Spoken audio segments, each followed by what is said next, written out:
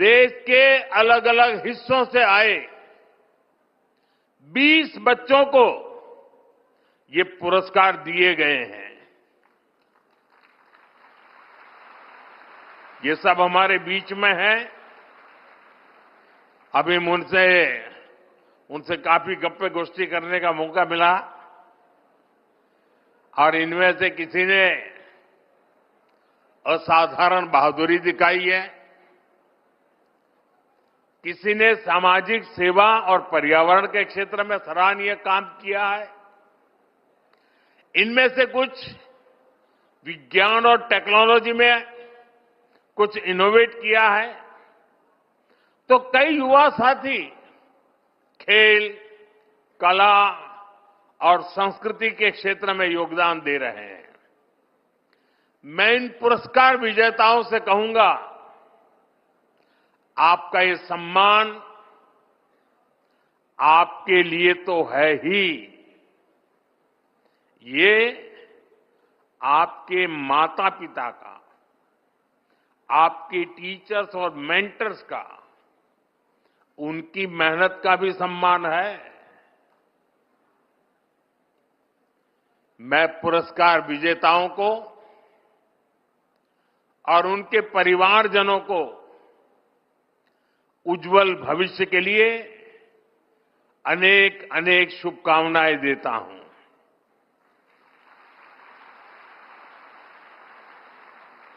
साथियों, वीर बाल दिवस का ये दिन भावना और श्रद्धा से भरा दिन है। साहिबजादा अजीत सिंह जी, साहिबजादा जुझार सिंह जी, साहिबजादा जोरावर सिंह जी और साहिबजादा फतेह सिंह जी छोटी सी उम्र में इन्हें उस समय की सबसे बड़ी सत्ता से टकराना पड़ा। वो लड़ाई भारत के मूल विचारों और मजहबी कट्टरता के बीच थी। वो लड़ाई सत्य बनाम असत्य की थी।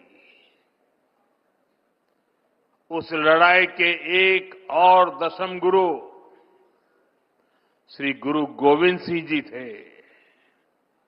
दूसरी ओर क्रूर औरंगजेब की हुकूमत थी। हमारे साहिबजादे उस समय उम्र में छोटे ही थे, लेकिन औरंगजेब को, उसकी क्रूरता को, इससे कोई फर्क नहीं पड़ता। वो जानता था उसे अगर भारत के लोगों को डराकर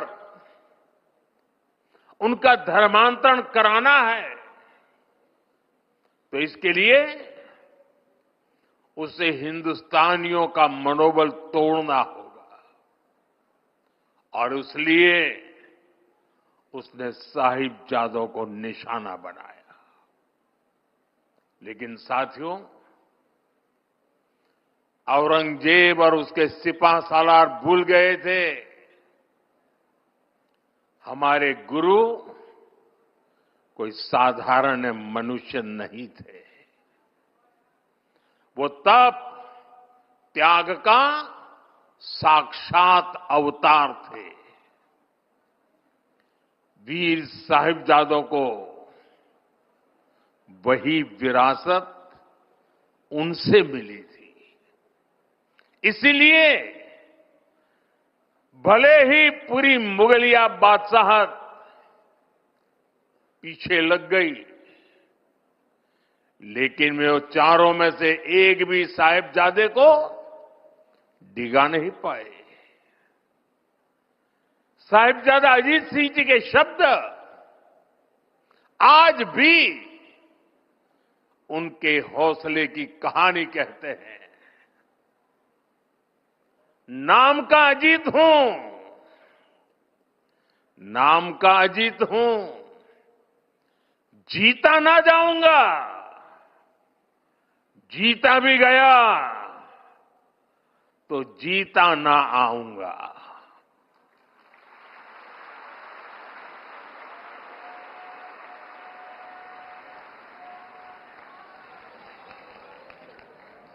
साथियों,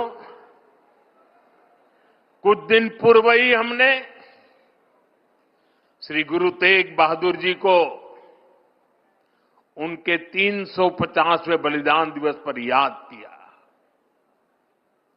उस दिन कुरुक्षेत्र में एक विशेष कार्यक्रम भी हुआ था।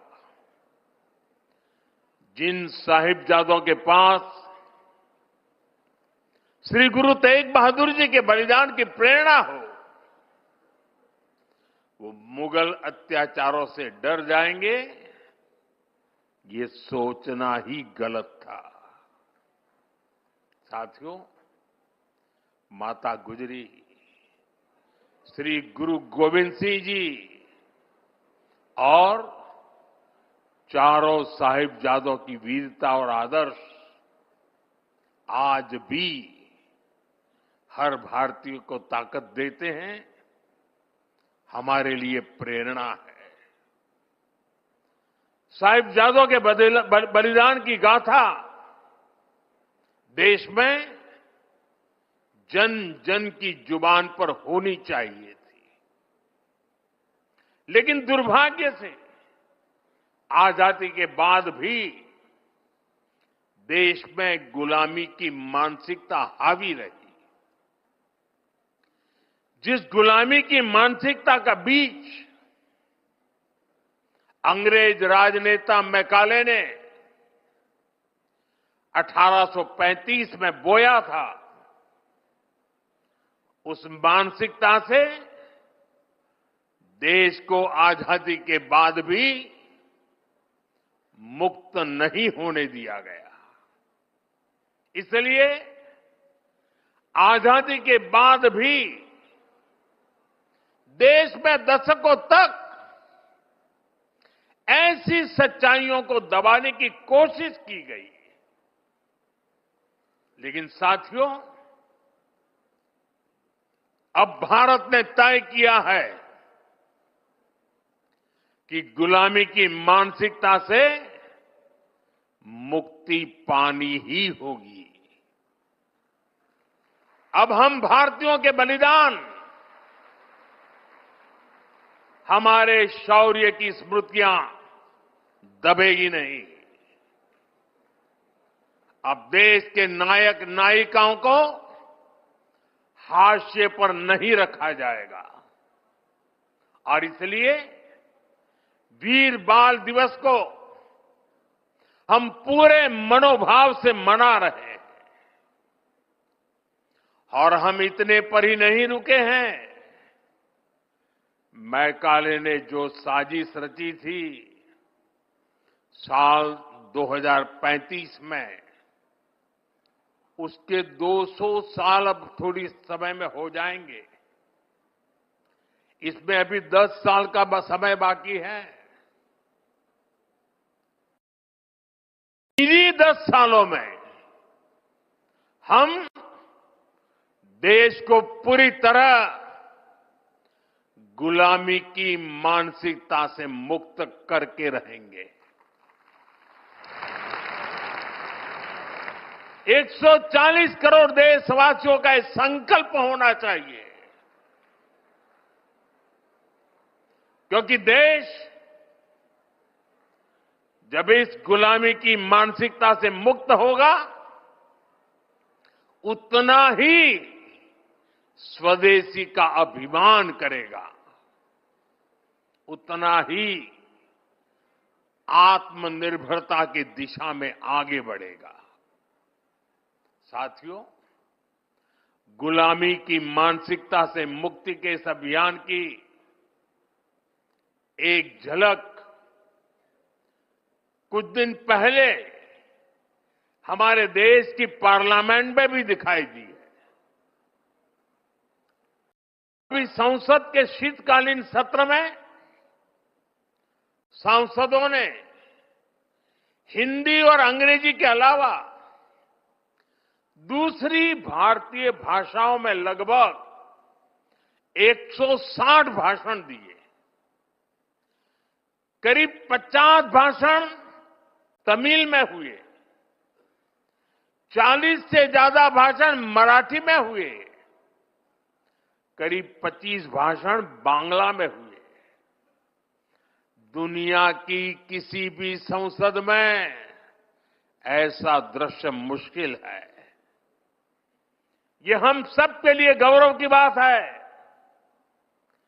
भारत की इस लैंग्वेज डायवर्सिटी को भी मैकाले ने कुचलने का प्रयास किया था। अब गुलामी की मानसिकता से मुक्त होते हमारे देश में भाषाई विविधता हमारी ताकत बन रही है। साथियों, यहां मेरा युवा भारत संगठन से जुड़े इतने सारे युवा यहां उपस्थित हैं। एक तरह से आप सभी जैन जी हैं।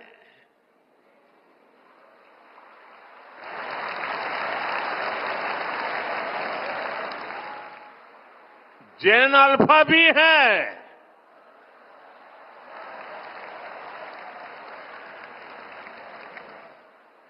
आपकी जनरेशन ही भारत को विकसित भारत के लक्ष्य तक ले जाएगी।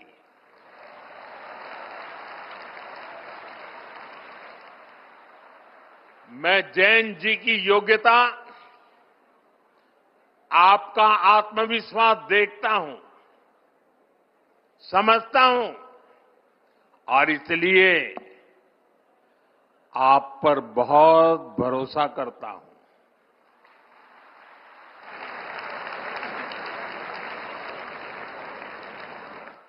हमारे यहां कहा गया है, बालादपि ग्रहीतव्यम युक्त मुक्तम मनीषी भी, अर्थात अगर छोटा बच्चा भी कोई बुद्धिमानी की बात करे तो उसे ग्रहण करना चाहिए।